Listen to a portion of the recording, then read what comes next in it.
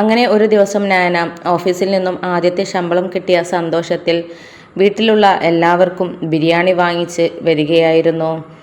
അങ്ങനെ അനന്തപുരിയിലെത്തിയ സമയത്ത് മുത്തശ്ശൻ അവിടെ തന്നെ നയനയെയും ഓഫീസിൽ വരുന്ന നയനയെയും കാത്ത് നിൽക്കുന്നുണ്ടായിരുന്നു. അങ്ങനെ നേരെ മുത്തശ്ശൻ്റെ അടുത്ത് വന്നിട്ട് നയന പറയുന്നുണ്ട്, ഇന്ന് മുത്തശ്ശ എനിക്ക് ആദ്യത്തെ ശമ്പളം കിട്ടിയ ദിവസമാണ്. അതിൻ്റെ ഒരു സന്തോഷത്തിൽ ഞാൻ എല്ലാവർക്കും ബിരിയാണി വാങ്ങിച്ചിട്ടുണ്ട് എന്നൊക്കെ പറയുകയാണ്. ഇത് കേട്ടിട്ട് മുത്തശ്ശൻ പറയുന്നുണ്ട്, അതിനെന്താ മോളെ, നീ എന്ത് കൊണ്ടുവന്നാലും നമ്മൾ സന്തോഷത്തോടു കൂടി അത് കഴിക്കുമല്ലോ. മോള് എല്ലാവർക്കും എടുത്തു കൊടുക്ക്, എല്ലാവരും അത് ആസ്വദിച്ച് കഴിക്കട്ടെ എന്ന് പറയുകയാണ് മുത്തശ്ശൻ. ആ സമയത്താണ് നമ്മുടെ അനാമിക അങ്ങോട്ടേക്ക് വരുന്നത്. എന്നിട്ട് അനാമിക പറയുന്നുണ്ട്, നീ എല്ലാവർക്കും എടുത്തു കൊടുത്തോ, പക്ഷേ എനിക്ക് നിന്റെ ബിരിയാണിയൊന്നും വേണ്ട, നിന്റെ പാട്ട ബിരിയാണിയൊന്നും എനിക്ക് വേണ്ട. എനിക്കുള്ള ഭക്ഷണമൊക്കെ ഞാൻ ഉണ്ടാക്കിക്കോളാം. എനിക്ക് വേണ്ടത് അമ്മ ഉണ്ടാക്കി വെച്ചിട്ടുമുണ്ട്, ഞാനത് കഴിച്ചോളാം. നിന്റെ ബിരിയാണിയൊന്നും എനിക്ക് വേണ്ട എന്നൊക്കെ പറയുകയാണ് അനാമിക. അങ്ങനെ അനാമികയുടെ ആ സംസാരം കേട്ടിട്ടാണ് ദേവയാനി അങ്ങോട്ട് വരുന്നത്. അങ്ങനെ ദേവയാനി പറയുന്നുണ്ട്, നീ കഴിക്കുന്നില്ലെങ്കിൽ കഴിക്കണ്ട, പക്ഷേ നയന് കൊണ്ടുവന്ന ആ ഒരു ഭക്ഷണത്തെ നീ പാട്ട ബിരിയാണി എന്നൊന്നും പറയേണ്ട ആവശ്യമില്ല. അത് കഴിക്കുന്നവർ ഇഷ്ടപ്പെട്ട് കഴിച്ചോളും. നീ നിനക്കിഷ്ടമുള്ളത് അവിടെ ചെന്ന് എന്താ എടുത്തു വെച്ച് കഴിച്ചാൽ മതി എന്നൊക്കെ പറയുകയാണ് ദേവയാനി. ഇത് കേട്ടിട്ട് അനാമിക പറയുന്നുണ്ട്, ഇത് അവളുടെ അഹങ്കാരമല്ലാതെ എന്താ പിന്നെ പറയുക. ഇവിടെ ഭക്ഷണമൊക്കെ ഉണ്ടാക്കി വെച്ചിട്ട് തന്നെയല്ലേ അവൾ പോയത്, പിന്നെ അതിൻ്റെ പുറമെ ബിരിയാണി വാങ്ങിയിട്ട് ഭക്ഷണമൊക്കെ വേസ്റ്റ് ആക്കേണ്ട കാര്യമുണ്ടോ? അല്ലെങ്കിൽ തന്നെ അവൾക്ക് ഓഫീസിൽ ഒരു ജോലി കൊടുത്തതും പോരാഞ്ഞിട്ട് അവൾക്ക് 2.5 ലക്ഷം രൂപയാണ് ശമ്പളം കൊടുത്തത്. ഇതിൻ്റെയൊക്കെ ആവശ്യമുണ്ടോ? അതും ഇവൾ ഈ വീട്ടിലുള്ളതല്ലേ, പിന്നെ എന്തിനാ അവൾക്ക് ഇത്ര അധികം സാലറി? ഇവൾ എന്തിനൊക്കെയാണ് അത് ചെലവഴിക്കുന്നത് എന്ന് നിങ്ങൾ ആരെങ്കിലും അന്വേഷിച്ചിട്ടുണ്ടോ? ഇങ്ങനെ ഓരോന്ന് വാങ്ങിച്ച് ദൂർത്തടിക്കുകയാണല്ലോ ചെയ്യുന്നത് എന്നൊക്കെ പറയുകയാണ് അനാമിക. ആ സമയത്ത് മുത്തശ്ശൻ പറയുന്നുണ്ട്, ദൂർത്തടിക്കുന്നതിനെ കുറിച്ചൊന്നും നീ എന്നെ പഠിപ്പിക്കേണ്ട കാര്യമില്ല. നയനമോൾക്ക് ഞാൻ ശമ്പളം കൊടുത്തിട്ടുണ്ടെങ്കിൽ അത് എങ്ങനെ അവൾ ഉപയോഗിക്കും എന്നുള്ളത് എനിക്ക് വ്യക്തമായിട്ട് അറിയാം. അങ്ങനെ ആർഭാടോ അനാവശ്യമായിട്ട് ക്യാഷ് ചിലവാക്കുന്ന ആളോ അല്ല നയന. അത് ബോധ്യം ഉള്ളതുകൊണ്ട് തന്നെയാണ് മോൾക്ക് കൊടുത്തത് എന്നൊക്കെ പറയുന്നുണ്ട് മുത്തശ്ശൻ. അങ്ങനെ അനി ഭക്ഷണം കഴിക്കാനിരിക്കുന്നുണ്ട്. ആ സമയത്ത് അനി പറയുന്നുണ്ട്, നിനക്ക് ഏതായാലും ഭക്ഷണം വേണ്ടെങ്കിൽ വേണ്ട, എനിക്ക് വേണം. ഏട്ടത്തി സ്നേഹത്തോടു കൂടി നമുക്ക് എല്ലാവർക്കും കൊണ്ടുവന്നതാണ്. നീ കഴിക്കുന്നില്ലെങ്കിൽ കഴിക്കേണ്ട, നിൻ്റെതും കൂടെ ഞാൻ കഴിച്ചോളാം, എനിക്ക് അത്രയ്ക്കും വിശപ്പുണ്ട് എന്നൊക്കെ പറയുകയാണ് അനി.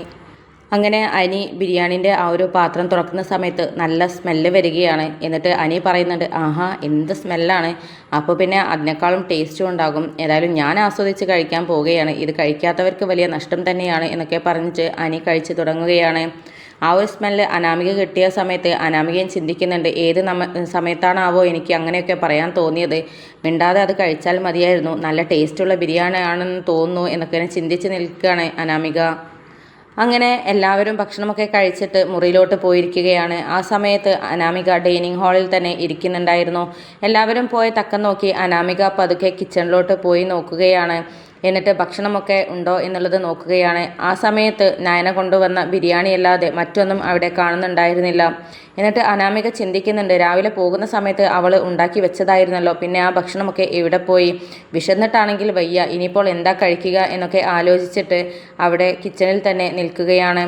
എന്നിട്ട് ഫ്രിഡ്ജിൽ എന്തെങ്കിലും ഇരിപ്പുണ്ടോ എന്ന് നോക്കാനായിട്ട് ഫ്രിഡ്ജിലേക്ക് പോകുന്നുണ്ട്. ആ സമയത്ത് ഫ്രൂട്ട്സ് എല്ലാം കഴിഞ്ഞിരിക്കുകയാണ്.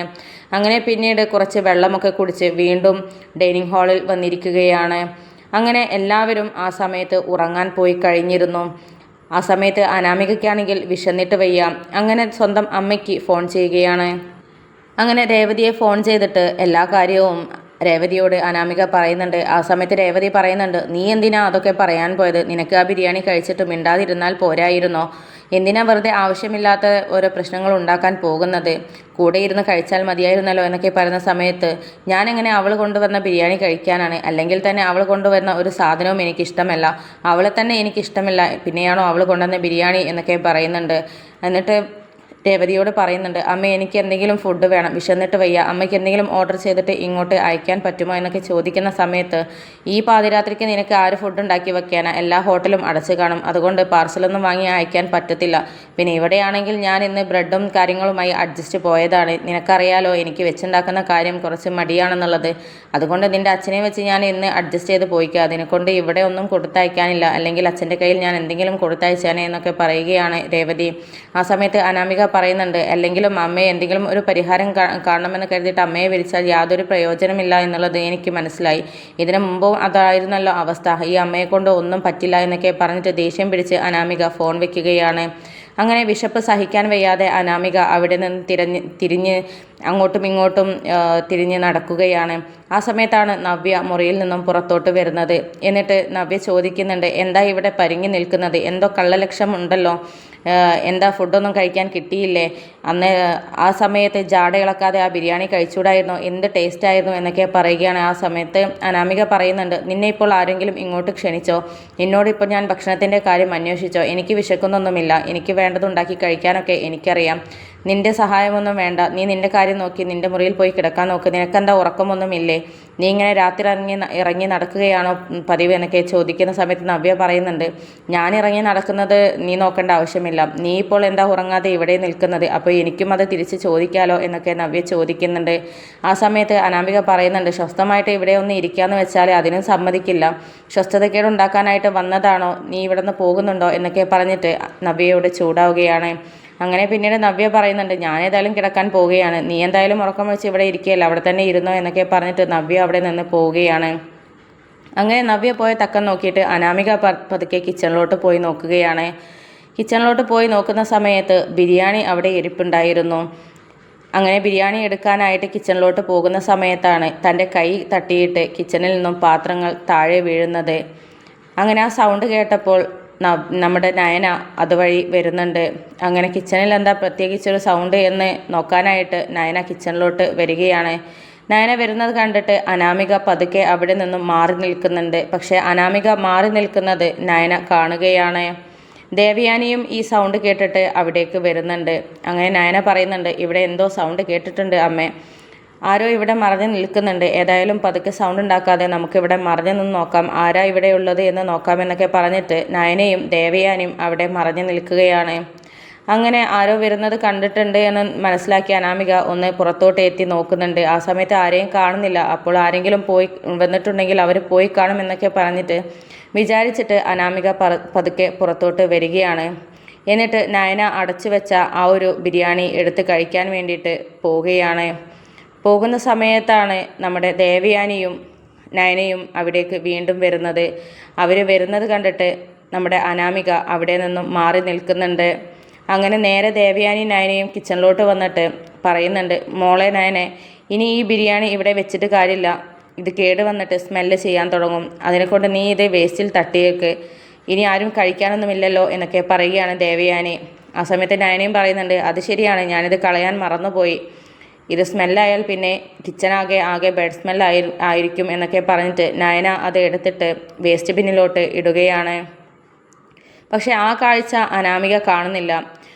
ആ വേസ്റ്റ് ബിന്നിലോട്ട ശേഷം ആ ഒരു പാത്രം അതുപോലെ തന്നെ അവർ അടച്ചു വെക്കുകയാണ്. കാരണം അനാമിക അവിടെ ഉണ്ട് എന്നുള്ളതും ബിരിയാണി കഴിക്കാനാണ് വന്നത് എന്നുള്ളതും അവർക്ക് മനസ്സിലായിരുന്നു. അങ്ങനെ നയനയും ദേവയാനിയും പതുക്കെ അവിടെ നിന്ന് പോവുകയാണ്. പോയിട്ട് അവിടെ മറഞ്ഞു നിൽക്കുന്നുണ്ട്. ആ സമയത്താണ് നമ്മുടെ അനാമിക പതുക്കെ അവർ പോയി എന്ന് മനസ്സിലാക്കിയ സമയത്ത് പുറത്തോട്ട് വരുന്നത്. എന്നിട്ട് നേരെ വന്നിട്ട് പ്ലേറ്റൊക്കെ എടുത്ത് വെച്ചിട്ട് ആ ഭക്ഷണം തുറന്ന് വിളമ്പാൻ പോകുന്ന സമയത്താണ് അതിൽ ബിരിയാണി കാണാതായിരിക്കുന്നത്. എന്നിട്ട് അനാമിക തിരയുന്നുണ്ട്, ഇതെവിടെ പോയി, ഞാൻ നേരത്തെ വന്ന സമയത്ത് ഇതിലുണ്ടായിരുന്നല്ലോ എന്നൊക്കെ തിരയുകയാണ്. അങ്ങനെ ഈ കാഴ്ച കണ്ട് ദേവയാനി അവിടേക്ക് വരികയാണ്. എന്നിട്ട് ചോദിക്കുന്നുണ്ട്, എന്താ മോളെ, എന്താ തിരയുന്നത് എന്നൊക്കെ ചോദിക്കുകയാണ്. അപ്പോൾ ഒന്നുമില്ല, ഞാൻ വെള്ളം കുടിക്കാൻ ഇതുവഴി വന്നതാ എന്നൊക്കെ പറയുകയാണ്. അപ്പോൾ എന്തിനാ കള്ളം പറയുന്നത്, നീ എന്തിനു വന്നതാണ് എന്നുള്ളത് എനിക്ക് മനസ്സിലായി, നീ നയന കൊണ്ടുവന്ന ഭക്ഷണത്തെ കുറ്റം പറയുകയായിരുന്നല്ലോ, ഇപ്പോൾ അടിച്ചു മാറ്റി കട്ടെടുത്ത് കഴിക്കാൻ വന്നതാണല്ലേ, അതൊക്കെ ഞങ്ങൾക്ക് മനസ്സിലായിരുന്നു, നീ കിച്ചണിൽ നിൽക്കുന്നതും പരുങ്ങുന്നതും ഞങ്ങൾ കണ്ടിരുന്നു, അത് കണ്ടിട്ട് തന്നെയാണ് ഞങ്ങൾ മനഃപൂർവ്വം അത് എടുത്ത് കളഞ്ഞത്. കാരണം നിനക്ക് ഇത് ഭക്ഷണം കഴിക്കാൻ വിളിച്ച സമയത്ത് ആദ്യം വിലയൊന്നും ഇല്ലായിരുന്നല്ലോ, അതുകൊണ്ട് ഞങ്ങൾ മനഃപൂർവ്വം അത് എടുത്ത് കളഞ്ഞതാണ്, ഇനി വേണമെങ്കിൽ ആ വേസ്റ്റ് ബിന്നിൽ നിന്നും എടുത്ത് കഴിച്ചോ, എച്ചിൽ കഴിച്ചോ എന്നൊക്കെ പറഞ്ഞിട്ട് ദേവയാനി അനാമികയെ ശകാരിക്കുകയാണ്.